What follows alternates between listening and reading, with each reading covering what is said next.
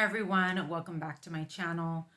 So I guess I wanted to address something that had happened recently. I don't think I did this video. I think I was kind of waiting a while, and it's just something that I don't really like to talk about, especially given all of the stuff that's happened already. If you guys don't know what I'm talking about, just watch the exosomes playlist and you'll be all caught up on what's been going on.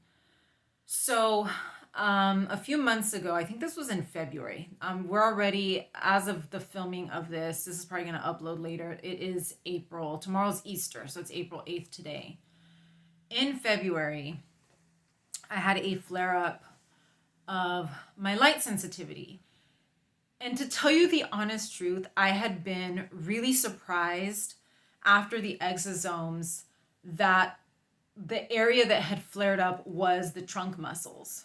So I had a really bad response to the exosomes, and the neurological problem that really flared up was the tightness in the muscles in my trunk. I mean, it's been really horrible. I'm still dealing with it. It does seem to be coming down. The flare does appear to be coming down very slowly. It's been about 15 months, I think, at this point. I'm still not at my baseline, but I am better than I was, a few months ago or a year ago. I don't know if I will ever come back to my baseline, and this is why. So, in February, I had a sinus infection, and I think I did go through that in another video. My dad got COVID. So, if you haven't seen that video, I think it's called like How I Survived COVID Twice or something like that. My dad got COVID. My nephew had gotten COVID before him. So this is how we started off the year. The very end of December, my brother and my nephew got COVID, and then my dad got COVID about a month later in February. And so my doctor had recommended that I do this, like that sinus spray, whatever it's called, betadine. It's supposed to help prevent colds and stuff, or to shorten the length of a cold. She told me to use it as like a prophylactic for COVID. I did it twice. I did it when I was exposed to my nephew, and then I did it when my dad got sick. And I did it even longer that second time, and I ended up getting a really bad sinus infection. I mean, it was horrible. It was really painful.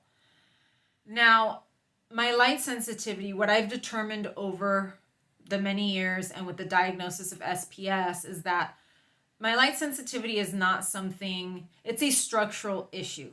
The same way that the muscles in my trunk are in spasm and the muscles in my pelvic floor are in spasm, there are some muscles here up in the head. I don't know if it's in the sinuses. I'm guessing that's probably where it is, but it's somewhere up in this area. Some of the muscles are in spasm there as well. It's putting pressure on my head. It's causing some kind of like issue with blood flow, and that's what's causing the light sensitivity. If you don't know about my light sensitivity, it's in my symptom playlist. Please do not recommend any remedies for this. There are no remedies for my light sensitivity. Just look at that playlist. I think there's a few different videos about my light sensitivity. There's also a light sensitivity FAQ where I answer questions or tell you guys, like, give you more information. So watch that if you don't know what I'm talking about. My light sensitivity is pretty bad. I can't do my own grocery shopping. I can't go anywhere near fluorescent lights. I have to stay away from fluorescent lights. I have been able to find, some phones and, a laptop that I can tolerate for a little while, so that I'm able to use those devices. Unfortunately, after I had this sinus infection, like a couple of weeks later, I flared up. I got a new car, and the new car has a digital screen. I don't think it was a digital screen, by the way. I'm not blaming the digital screen. I'm sensitive to all digital screens. I have it covered now, but I think the flare came from the infection and then the antibiotic usage and probably the exosomes, because I was already having issues, neurological issues after the exosomes. It hit my nervous system very, very hard. So I exposed myself to the screen of the car probably a little bit too long. I think there were already issues up here with the muscles because of that infection, and I flared up. And my light sensitivity got a lot worse. My light sensitivity had not been that bad in years, probably since it first started about 10 years ago. And so I was freaking out because it's like now I mean I really couldn't use my phone. That's why I really hadn't been uploading a lot of videos. I don't have a lot of videos to upload anymore. I have been, now that my light sensitivity has been feeling a little bit better, I have been uploading a little bit more because I can't expose myself to the light at all of my phone. And so I went through that flare. I'm still going through that flare. I'm not back at my baseline. I don't know if I will be back at my baseline. If it's the same thing as the thoracic muscles, I'm probably not going to get back down to baseline. I'm just glad that it isn't as bad as it was because I literally was not able to use my phones, none of my phones, the laptop. I was really, really having a difficult time. And I was in a place, I mean, the light sensitivity was still a problem, but I was in a much better place before. Even when I was on my IVIG, I was doing okay. I was okay in that regard. So things just got to things have just been really bad, because this happened about a year after the exosomes. And I'm thinking to myself, the exosomes are still messing with my system, or whatever is going on in my system is still causing, it's still, because yes, I did have an infection and I'm sure that's what triggered the issue, but the flare is ongoing exactly the same way that my thoracic muscles have just been ongoing. So it seems to be up and down, on the weekend when I don't use my oxygen, it's worse. Of course, with PMS, it's worse. So I have to be very careful to just take breaks, not be on my phone too long. I'm still not back at my baseline. I still have to be careful with my devices, and with any kind of light that I'm exposed to. So, I'm sort of at a breaking point right now. My doctor at UCLA left, and I did do a video on that. I don't know if I've uploaded it yet. I know I did a video on that. She's gone. The doctor that is my SPS doctor, she's a neuromuscular specialist. She's gone. I don't know. Just go watch that video. I don't know. It was weird. So I was Googling, when I was going through this flare, I managed to I was like, I need to Google this. I've back when it first started 10 years ago, I did a lot of Googling as well. There wasn't much information, but there was more information now. And there was a lady with the exact same thing that I had. Basically, it is a muscle spasm somewhere in the face, somewhere in the head, somewhere. And I think she got Botox injections and it relaxed the muscles, and she wasn't, super light sensitive anymore. Obviously, I can't do Botox. I know that my issue is an autoimmune inflammatory type of situation. The exosomes didn't help. So, we're kind of stuck. I can't get back on my IVIG, so I'm kind of stuck. But when I was reading this story about this lady, she had gone to a neuro-ophthalmologist. And I was like, in the 10 years that I've had this light sensitivity,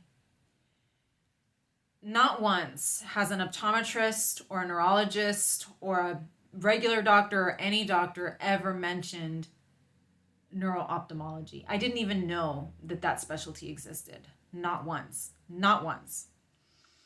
I have brought this issue up with different doctors. I don't think they really take it that seriously. They probably figure just put on some sunglasses. That's usually the advice that I get. Put on sunglasses or buy the blue light blocking sunglasses. It doesn't work. None of that works.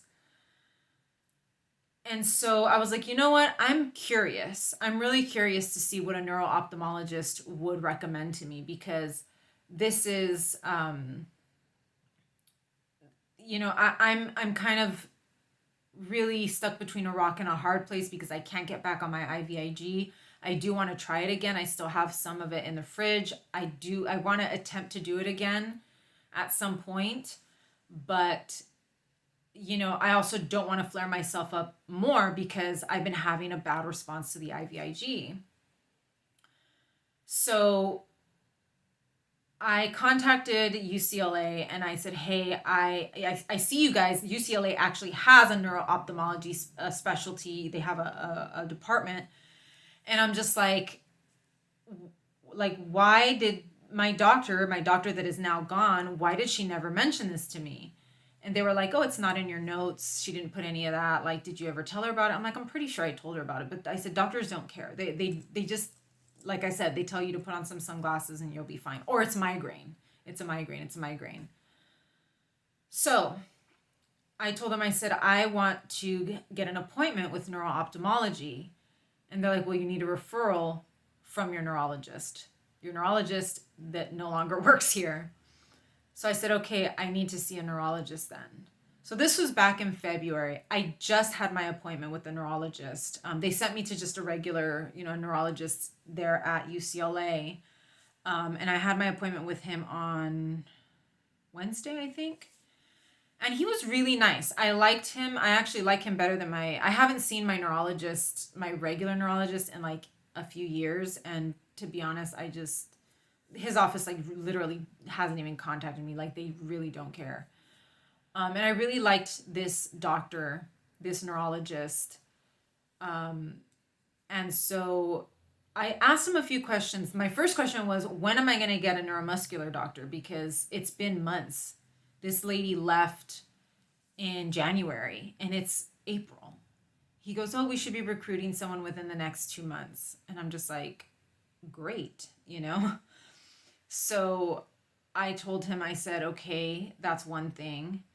I said, so I need this referral, the good thing is that it wasn't just like, and if you guys saw my video on my last appointment with the neuromuscular doctor, this was night and day. This guy started asking me questions. He made me get up. He made me walk. And it was a telehealth appointment. So I was really surprised that he was like so involved. And he said, have you tried diazepam? Have you tried muscle relaxers? Have you tried magnesium? He really went down the list. He spent probably close to an hour with me, which was really impressive to me. He was very attentive. Granted, he was lost. I could tell that he was lost. And, I did bring up the question of the stiff person syndrome diagnosis because I told him, I said, my doctors, I said, I don't know what my other doctor, my neuromuscular specialist that just left, I said, it was just weird. I said, I don't know if she's doubting my diagnosis now. I don't know, and I kind of gave him the lowdown and he goes, no, it could be a mild subtype. Could be a mild subtype of that illness. He said, I see that you don't have positive tests here, but it could just be a mild subtype. It can affect people very differently. He said, but from what I've seen, he said, people that have SPS can barely walk. They have issues walking. They're like in really bad shape. He said, and I can see that you're still walking. It was just weird. Was he also not sure if that was what I had, or he, it feels almost like doctors really just don't know what to do with me. But he said, you know what? He says, I'm going to prescribe you a muscle relaxer. I'm going to give you the referral to neuro-ophthalmology. He gave me a specific doctor that he told me I should see. He said, try magnesium oxide or magnesium something. He said, try B2, which is thiamine, I think. I take a multivitamin, but I was like, whatever, I'll do whatever you're telling me to do. He said, try those things. He said, it may be that you have a migraine issue. I know it's not a migraine issue. But that's always what it comes down to is, it's migraine. So I was very happy with the appointment. I actually liked him a lot. I would love for him to be my neurologist instead of this other guy over here. But I guess I'm going to be getting a neuromuscular doctor in the next couple of months. Right now, I am waiting to get the appointment to neuro-ophthalmology. I don't know when that's going to be, but I'm waiting on that. I am just I'm at my wit's end, and these last few months have been really hard. Like I said at the beginning of this video, is that I was really surprised that the exosomes hit only the one specific group of muscles that badly, because my nervous system is everything. My nervous system is, you know, the muscles up here, and all the way down to my pelvis. Those are the areas that are affected. And in the last few months, I've noticed that they've all flared up. The muscles up here, the light sensitivity, the pelvic floor muscles have also flared up. I've been having issues with hemorrhoids again, which I hadn't had issues with hemorrhoids in a really long time. And I was just really like, I was upset, but there's been so much other stuff going on. I had to get a car, then my dad had COVID, everybody getting COVID, and me trying to protect myself, and now having issues with my doctor over the situation with the exosomes. It's like I haven't had a moment to really like stop and be like, oh my god, this really sucks. Like, my light sensitivity is worse. This was the worst thing that could happen, on top of not being able to take my IVIG. And for whatever reason, I've just become like more determined, and I'm like, I need to fix this. Like, there needs to be some way. If I can go one way, I can go the other way. Like, it just doesn't make sense to me that I can get worse, but that it can also come down. Like, I did flare up, but it is slowly, very, very slowly coming back down to baseline. And like I said, I've noticed other things. My appetite has been a little bit better in the last couple of weeks. I noticed that even though I did the antibiotics, I did kind of bounce back from that. Like, things are continually changing. That's one thing that I've noticed since the exosomes, is that things have been kind of bouncing around a lot more. And so I feel like, not that they worked, I still think that I'm worse off than I was before. But I'm like, there's something there. There's something that we can work with here. Like, I just feel it. I'm like, I was close. So I'm considering other things. I'm considering other therapies. I'm considering possibly going to a different country for medical care. I'm kind of in the middle of that right now, thinking about that. But there's a lot of other stuff that I have to take care of before doing that. If you saw my video on the current situation with my doctor, check out my exosomes playlist. I think it's called like Exosomes Drama or something like that, where I reveal the price of what the exosomes cost. But I'm starting to, that was what my original plan had been, was to go to a different country, possibly Mexico, because stem cells and exosomes, those treatments are actually legal there. They're regulated. It's not legal here in the US. And so I'm kind of going back to my original plan. I'm just a little scared because I'm still flared up. It does seem to be coming down, but I'm still kind of in the midst of that flare. But I'm, like I said before, I don't know if I'm going to be able to, if I'm going to come back down to baseline ever again. I mean, obviously without my IVIG, I'm probably not going to. But I'm really upset about all of this, especially once my life, I mean, it was bad enough that the thoracic muscles have been killing me for a year. I mean, it's painful. It's really uncomfortable.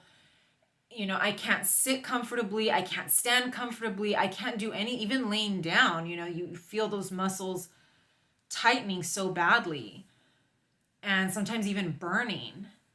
But the light sensitivity makes it worse, because at least I could just like watch a YouTube video on one of my phones and distract myself. But I got to a point where it was like I couldn't even do that on any of my phones. And I was just so bothered, so upset about it, because, and that was the point where I was like, you know what, this doctor needs to suffer some consequences. Somebody needs to suffer some consequences for this, because this is not, it's not right and it's not fair, and I can't take my medication anymore. But I don't know. I just, instead of wanting to give up, I'm like, you know what? This is it. Like I have to go somewhere else. I have to stop seeing my doctor, because she's missed the mark so many times. With the SIBO medication, that messed me up. With the prophylactic for COVID, that messed me up. The exosomes messed me up. And I'm like, you know what? Every suggestion that she's been giving me in the last couple of years has not worked. It's just all backfired very, very badly and made everything worse. So we're not getting anywhere, and she's hurting me, and she's taking my money, and I can't do this anymore. So that's where I'm at right now. Like I don't want to deal with the healthcare system in this country anymore. I had a really good appointment with this neurologist, but it's very clear that they really don't have much else to offer me. And I'm probably going to have to wait. If I want to try plasmapheresis here in the US, I'll probably have to wait until that neuromuscular specialist is hired. And that's another 2 months. Hopefully I'll be feeling a little bit better by then. But it's just, I don't know. I feel like I can't wait. I feel like now's the time. I feel like I need to just go somewhere. I feel like I need to get out of here. And as you guys know, my sister and her husband are going to be moving in here, and their dog. My dog is not doing well either. And, I have to make a decision with her as well, because she's, at the end of her life at this point. Everything feels like it's just kind of caving in on me. And I don't know what to do. I don't know I just feel like here in the US, there's just nothing left for me. There's, doctors are just running out the clock, and I feel like I'm just wasting time and getting worse. And that's the other thing too, is that I'm like, a year after the exosomes, my light sensitivity had maintained itself that entire year. And a year after, it flared up because of this infection. I don't think it was just the infection. I do think that it was a combination of the infection, the exosomes, and all of that. And so I think to myself, that was a year after. What about 18 months? What about 2 years after? This stuff has really, really long-term effects. It's not something that's going to just like go away. So I don't know. I'm like, I need to do something. Like I feel like I'm barely able to travel right now as it is. But then I think to myself, how much worse is this going to get? Am I going to get to the point where I'm not going to be able to have that option, period? So that's kind of where I'm at. I'm in the preliminary stages of that, thinking about whether that could be an option. I know stem cells and exosomes, I was told not to do that again. So I'm kind of cutting those out as options right now at this point. But there are some other things like plasmapheresis. They do offer that in other countries. Ozone therapy, which I'm kind of scared of. And there are other therapies which I may not be able to tolerate, but at this point, I think to myself, I already messed myself up this bad. Like, if I survived this, I can probably survive anything else, because I think this was like worst case scenario. Like, I did not expect this treatment to go, I didn't expect it to go great, but I didn't expect it to be this bad either. And I've obviously survived it, at least this far. But yeah, I just wanted to make this video to let you guys know what was going on, because I didn't want to talk about it because it's really upsetting. The light sensitivity has been a very, very life-changing thing. The whole illness is life-changing. The light sensitivity and my food sensitivities are what are they've just taken so much of my life away from me, and it's really devastating. So I was like, I just need to be in a little bit of a better place to talk about it. I feel like I'm doing okay right now. But yeah, I just needed to let you guys know because you guys are probably wondering, like, she's not uploading as many videos, and it's just because I haven't been able to. And my channel will probably get to a point where there won't be any videos uploaded, especially because there will be so many people living in this house, and I'm not really gonna have access to this room as much as I would like to. So I'm hoping that some of these videos I'll be doing maybe like once a week. Hopefully they'll carry us out to the end of the year. But anyways, this was a really long video. Thank you for sticking through it. Just stay tuned, see if I upload any other stuff. And yeah, I'll see you again, hopefully very soon. Take care.